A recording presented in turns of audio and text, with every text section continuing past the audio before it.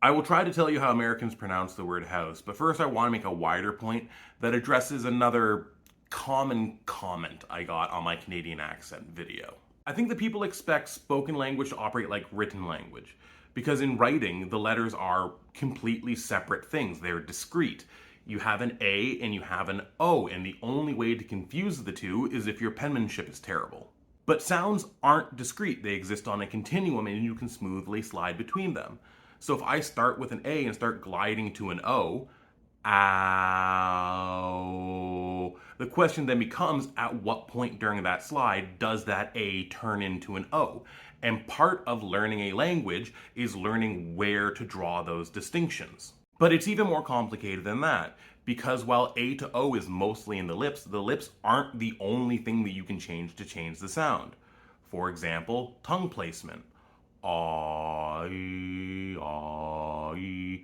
So when you're learning to draw those borders, it's not just along one dimension, it's along multiple dimensions. But it's even more complicated than that still, because there's not any one configuration of your mouth that corresponds to a sound.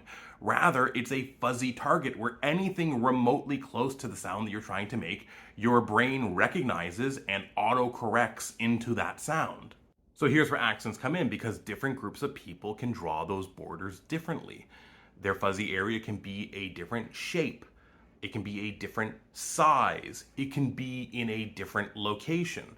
And while generally there's enough of an overlap that you can kind of figure out what the equivalent sound in your accent would be, that might not be the case.